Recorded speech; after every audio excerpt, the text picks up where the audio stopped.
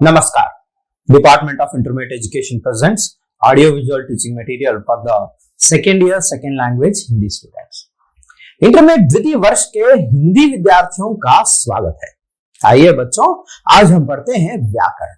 व्याकरण में पढ़ते हैं मुहावरे और लोकोक्तियों को।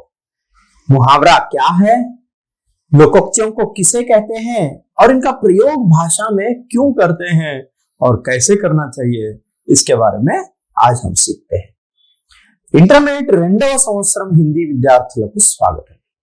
విద్యార్థులారా, ఈరోజు మనము ముహావరే లోకోక్తియా అనే వ్యాకరణాంశాన్ని చదువుతాం। హిందీలో ముహావరే అని దేన్ని అంటారు, లోకోక్తి అంటే ఏంటి?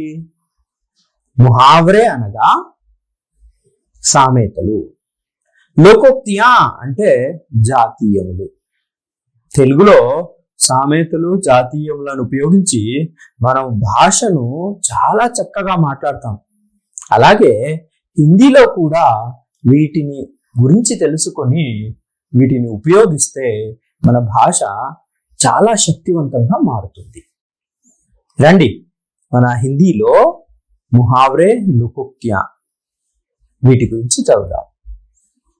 भाषा को सशक्त बनाने के लिए मुहावरे और लोकोक्तियों का प्रयोग होता है।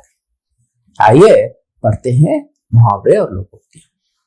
ये दोनों भाषा को सजीव, प्रवाहपूर्ण एवं आकर्षक बनाने में सहायक होते हैं। मुहावरों का प्रयोग करेंगे तो हमारी भाषा सहज लगेगी। गांव देहातों में जब जाते हैं, बड़े बुजुर्ग मुहावरों का सहज रूप से इस्तेमाल करते हैं और उनकी भाषा का प्रभाव भी रहता है। तो उसी तरह से अगर हम अपनी भाषा का प्रभाव दिखाना चाहते हैं तो मुहावरे और लोकोक्तियों का प्रयोग करना चाहिए। आज सीखेंगे हिंदी के मुहावरे।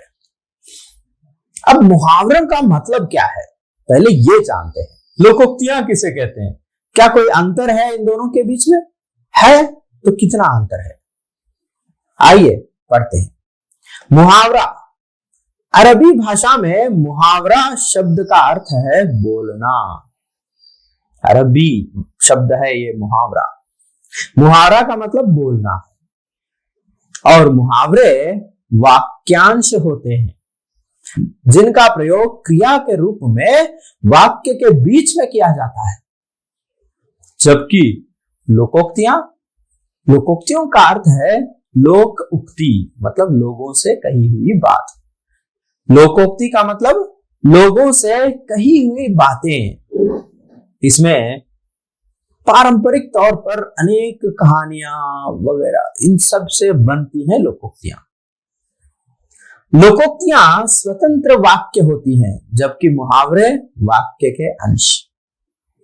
मुहावरा అంటే సామెతలు ఒక వాక్యంలో అంశము అవుతే, లోకోక్తి అంటే జాతీయంలో మొత్తం ఒక వాక్యం। लोकोक्तियां एक वाक्य होती हैं तो मुहावरे वाक्य का अंश होती है। लोकोक्तियों में संपूर्ण भाव छिपा हुआ रहता है, जबकि मुहावरा वाक्य में प्रयोग करने के बाद में उसका असर डालता है। मुहावरे को वाक्य बनाते समय उसके अंदर क्रिया के रूप में प्रयुक्त करते हैं, जबकि लोकोक्तियों को वाक्य के साथ में जोड़ते हैं वाक्य को प्रभावशाली बनाने के लिए। तो दोनों में यही फर्क है, मगर दोनों का काम एक ही है, वो है आपकी भाषा को सुदृढ़ बनाना, शक्तिशाली बनाना। उदाहरण के लिए देखेंगे, अधिक काम करने पर अंग अंग ढीला पड़ गया, मतलब मैं तो थक गया, बल्कि एक वाक्य में हम कह सकते हैं। परंतु अपनी भाषा को शक्तिशाली बनाने के लिए प्रभाव कब रहता है, देखिए, आज तो बहुत काम हो गया भाई, मेरा तो अंग अंग ढीला पड़ गया, मतलब देखो प्रभाव है उसमें। उसी तरह से यहां पर देखिए, एक तो वेतन कम है और ऊपर से पेट्रोल के दाम बढ़ते जा रहे हैं, इसे कहते हैं कंगाली में आटा गिला। मतलब देखिए, पेट्रोल के दाम बढ़ रहे हैं, तंगी है, तकलीफ हो रही है, तो इस बात को कह रहे हैं, मगर इसका समर्थन करने के लिए एक लोकोक्ति को जोड़ रहे हैं। क्या जोड़ रहे हैं? कंगाली में आटा गीला, मतलब ये तकलीफ पर और तकलीफ आना, मतलब मुसीबत पर मुसीबत आना। मतलब आप जो भी कहना चाहते हो उसे प्रभावशाली ढंग से कहने के लिए इन मुहावरों और लोकोक्तियों का प्रयोग करते हैं। आइए देखते हैं और उदाहरण। अब हम मुहावरों को देखेंगे और उसका अर्थ, और परीक्षा में आपको मुहावरे का अर्थ लिखना है, परंतु समझने के लिए वाक्य के अंदर मुहावरे का प्रयोग कैसे करते हैं और उसी प्रकार लोकोक्ति के अर्थ के साथ साथ लोकोक्ति को किस वाक्य के साथ कैसे जोड़ना चाहिए उसका भी एक बार अभ्यास करते हैं। आइए पढ़ते हैं मुहावरे। पहला वाक्य है अंग अंग ढीला पड़ जाना, मतलब बहुत थक जाना, बागा अलसिपोवడం। वाक्य प्रयोग देखेंगे, अधिक काम करने पर अंग अंग ढीला पड़ गया। इस तरह से वाक्य प्रयोग कर सकते हैं। दूसरा देखिए, अंधे की लाठी। अंधे की लाठी का मतलब क्या है? एकमात्र सहारा। అంటే अंधे की लाठी అంటే ఒకే ఒక ఆధారం। इसका वाक्य प्रयोग देखिए, बूढ़े पिता के लिए बेटा अंधे की लाठी है। बूढ़े पिता के लिए बेटा अंधे की लाठी है, मतलब बाप के लिए एकमात्र सहारा होता है उनका बेटा, और बुढ़ापे में माँ बाप का सहारा अपने बच्चे ही होते हैं। तो इसी बात को इस मुहावरे के साथ हम लोग कह सकते हैं। अंगूठा दिखाना।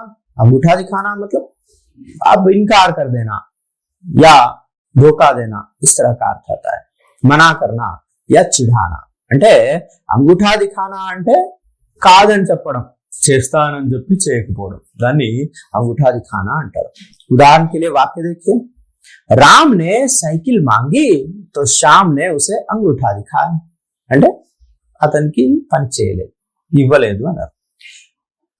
अंगूठा छाप होना। अंगूठा छाप అంటే వేలి ముద్ర, అన్పढ़ होना। వేలి ముద్ర అంటే అర్థం ఏంటి? చదువుకోకపోవడం।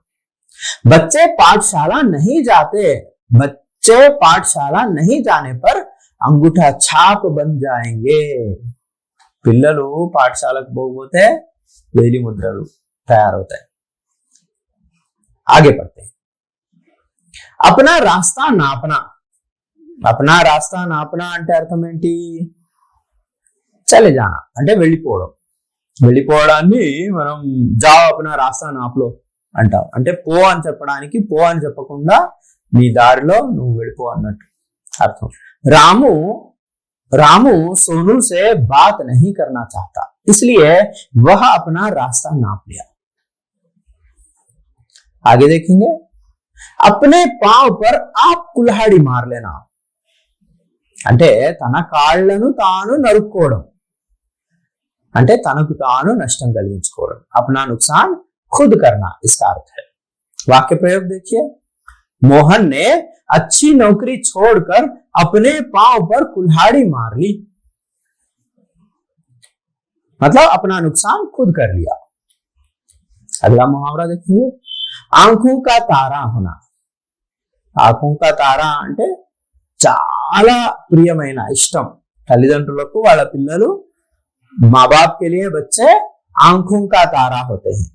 तो वाक्य प्रयोग देखेंगे, मां के लिए बेटा आंखों का तारा होता है। आंखों का तारा मतलब लाडला। आंख खुलना। आंख खुलना का मतलब क्या है? होश में आना, అంటే కళ్ళు తెరవడం। ఆంఖ్ ఖుల్నా అంటే కళ్ళు తెరవడం అనే సామెత తెలుగులో కూడా ఉంది, అంటే కళ్ళు తెరుచుకోవడం। ఏదైనా జరిగినప్పుడు మనం తెలుసుకుంటాం అన్నమాట, అనుభవంతో తెలుసుకుంటాం, దాన్ని ఏమంటాం మనం? కళ్ళు తెరుచుకోవడం అంటారు। रामू को सच्चाई का पता चलते ही उसकी आंखें खुल गई। रामू को सच्चाई का पता चलते ही उसकी आंखें खुल गई। इसी तरह से अगला है आंखें दिखाना। आंखें दिखाना అంటే అర్థం ఏంటి? కోపంగా చూడడం, కళ్ళు పెద్దవి చేసుకొని చూడడం అన్నమాట।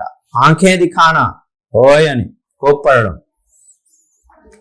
अब देखिए, गलत काम करने पर पिताजी मुझे आंखें दिखाते हैं।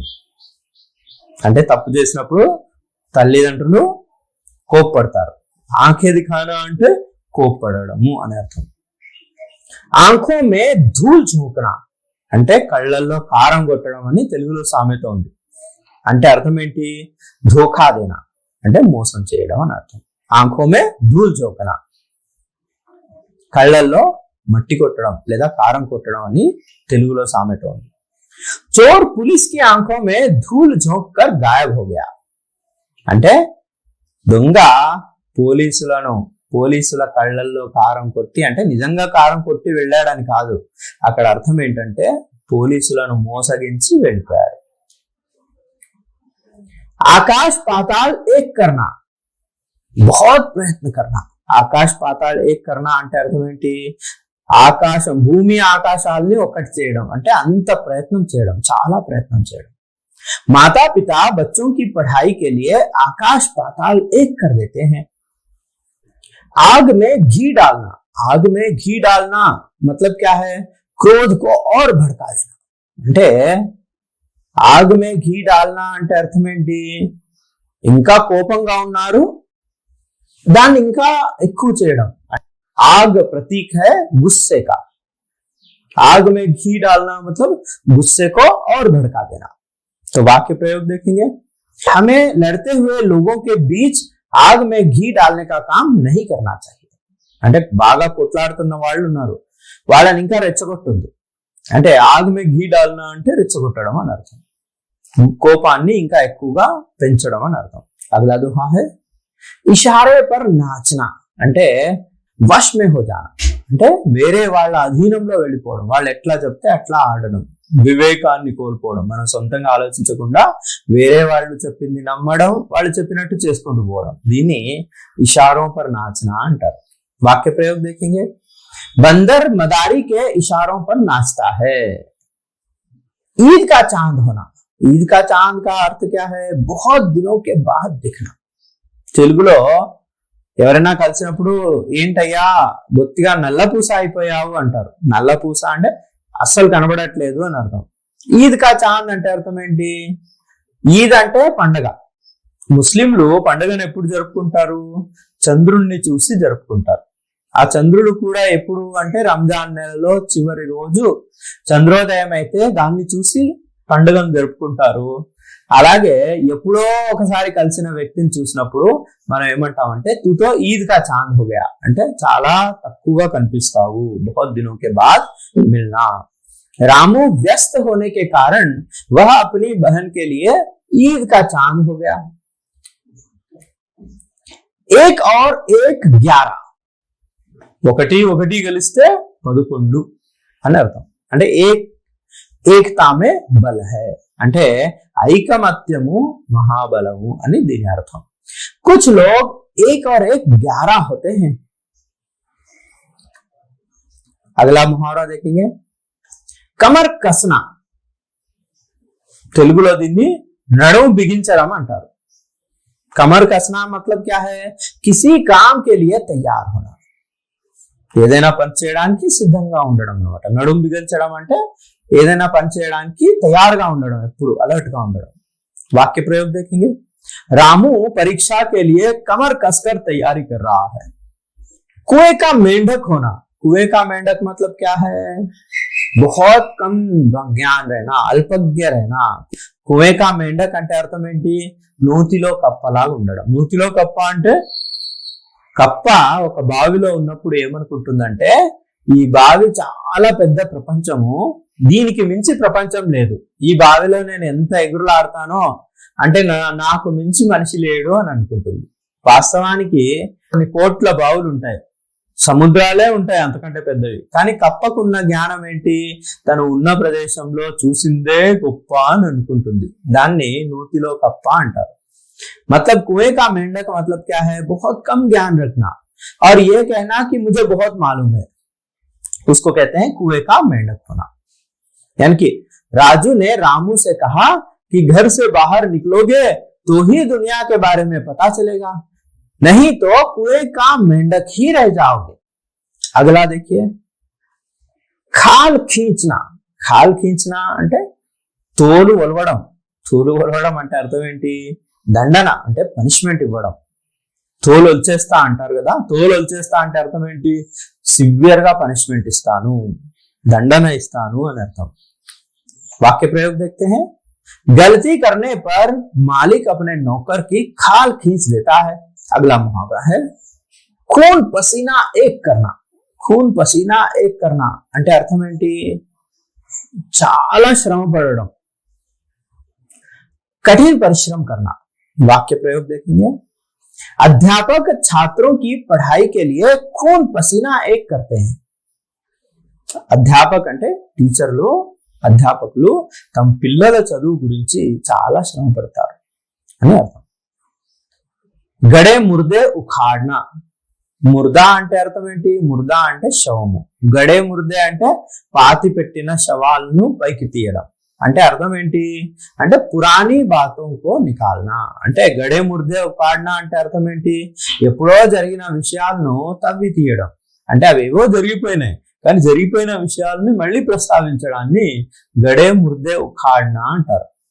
దీని వాక్య ప్రయోగం చూడండి। రాము సదా గడే ముర్దే ఉఖాడతా है इसीलिए झगड़ा हो जाता है। घोड़े बेचकर सो जाना। घोड़े बेचकर सो जाना मतलब ఆరాం करना, నిశ్చింత रहना అంటే అర్థం ఏంటి? ఏదైనా పని ఉన్నప్పుడు మనం పని మీద ధ్యాస పెడతాం, నిద్ర పట్టదు, కానీ ఆ పని పూర్తయిపోయిన తర్వాత విశ్రాంతి తీసుకున్నప్పుడు ఏముంటుంది? అట్లాంటి పరిస్థితిని ఘోడే బేచ్కర్ సోజానా అంటారు। అంటే నిశ్చింతగా ఉండడం, ఎటువంటి చీపు చింత లేకుండా పని అయిపోయింది కాబట్టి అమ్మయ్య అని నిద్రపోవడం, దాన్ని ఘోడే బేచ్కర్ సోజానా అంటారు। रामू को किसी जरूरी काम से बाहर जाना था, फिर भी वह घोड़े बेचकर सो गया। अगला मुहावरा है जान हथेली पर रखना। जान हथेली पर रखना का मतलब है जीवन को खतरे में डालना। जान हथेली पर रखना అంటే అర్థము ప్రాణాలను పణంగా పెట్టడం అని తెలుగులో కూడా సామెత ఉంది। इसका वाक्य प्रयोग देखेंगे। अभिमन्यु जान हथेली पर रख कर चक्रव्यूह में घुस गया था। अगला मुहावरा है तारे तोड़ कर लाना। तारे तोड़ कर लाना मतलब मुश्किल काम को करना। तारे तोड़ कर लाना అంటే అర్థం ఏంటి? ఆకాశంలో నక్షత్రాలను తెంచుకొని రావడం అంటే అసాధ్యమైన పనిని చేయడము అని అర్థం। इसका वाक्य प्रयोग देखेंगे। पिता अपने पुत्र की इच्छा पूरी करने के लिए तारे तोड़ कर लाने के लिए भी तैयार होता है। पेट में चूहे दौड़ना। पेट में चूहे दौड़ना मतलब क्या है? बहुत तेज भूख लगना। पेट में चूहे दौड़ना అంటే అర్థం ఏంటి? కడుపులో ఎలకలు పరిగెత్తడం అంటే బాగా ఆకలి వేయడం అని అర్థం। वाक्य प्रयोग देखेंगे। भोजन का समय होने पर विजय के पेट में चूहे कूदने लगते हैं। अगला मुहावरा है हौसला बढ़ाना। हौसला बढ़ाना मतलब क्या है? हिम्मत बढ़ाना, बहुत हिम्मत करना। वाक्य प्रयोग देखेंगे। खेल में साथी एक दूसरे का हौसला बढ़ाते हैं। हौसला बढ़ाना అంటే అర్థం ఏంటి? ధైర్యం చెప్పడము, ప్రోత్సహించడము అని అర్థం। इस प्रकार मुहावरों का प्रयोग करने से हमारी भाषा सशक्त होती है और प्रभावशाली होती है। और अब देखेंगे लोकोक्तियां। लोकोक्तियां मतलब मुहावरों की तरह ही होते हैं, परंतु लोकोक्ति अपने आप में एक पूरा वाक्य है और लोकोक्तियों का निर्माण लोग अपनी भाषा में सहज रूप से जब बातचीत करते हैं तो इन्हीं बातों में से हुआ है। कुछ लोकोक्तियां कुछ कहानियों से बनती हैं और कुछ लोकोक्तियां लोगों के अनुभव से बनती है। तो आइए देखते हैं कि लोकोक्तियां क्या है। पहला लोकोक्ति देखिए। अधजल गगरी छलकत जाए। అధజల గగరి అంటే అర్థం ఏంటి?